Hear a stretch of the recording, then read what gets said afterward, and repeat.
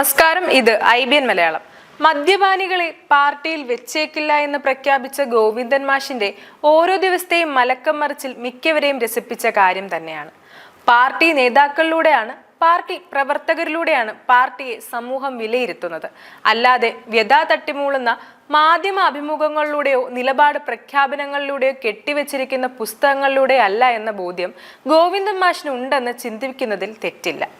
വാക്കൊക്കെ വൈത്താന പോലെയും ചേലൊക്കെ ചെയ്ത്താന പോലെയുമുള്ള നേതാക്കൾ ഏതൊരു പാർട്ടിയെയും പ്രതിനിധീകരിക്കുന്നത് അതത് പാർട്ടികളുടെ ജീർണത തന്നെയാണ് വെളിവാക്കുന്നത്.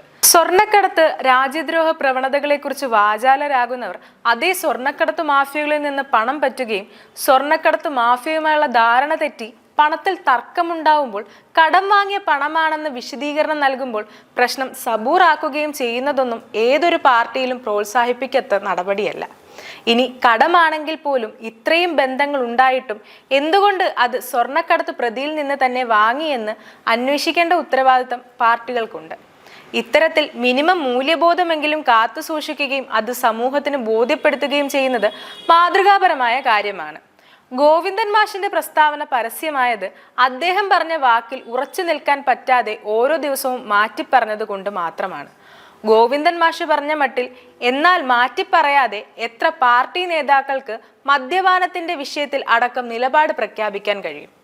മിക്കവാറും പാർട്ടികളിലെ സംസ്ഥാന, ജില്ലാ തലങ്ങളിൽ പ്രവർത്തിക്കുന്ന നിരവധി നേതാക്കൾ കടുത്ത മദ്യപാനികളാണ്. താഴെത്തട്ടിലാണെങ്കിൽ പറയുകയും വേണ്ട. മദ്യവർജനം പ്രസംഗിക്കുന്ന കാര്യത്തിൽ ആരും പിന്നിലല്ല താനും. ഇനിയും അല്പം കൂടി കടത്തിപ്പറഞ്ഞാൽ പല പാർട്ടികളിലെയും പല നേതാക്കളും ആ പദവികളിൽ എത്തിയത് മുതിർന്ന നേതാക്കൾക്ക് രഹസ്യമായി മദ്യം എത്തിച്ചു നൽകിയത് തന്നെയാണ്. ഇതൊരു ആരോപണമൊന്നുമല്ല, കടുത്ത യാഥാർത്ഥ്യമാണ്. ഏതായാലും ഗോവിന്ദൻ മാഷ് പ്രഖ്യാപിച്ചതുപോലെയോ ഡോസ് അല്പം കുറച്ചിട്ട് പോലുമോ ഒരു നിലപാട് പ്രഖ്യാപിക്കാൻ കേരളത്തിലെ ഏതെങ്കിലും രാഷ്ട്രീയ നേതൃത്വങ്ങൾ തയ്യാറാകുമോ എന്ന് തന്നെയാണ് ഞാനും ഉറ്റുനോക്കുന്നത്. അങ്ങനെ ചെയ്യുമ്പോഴാണ് ഗോവിന്ദൻ മാഷിന്റെ മലക്കം മറിച്ചിലുള്ള പരിഹാസ്യത അർത്ഥവത്താകുന്നത്. News desk IBN Malayalam.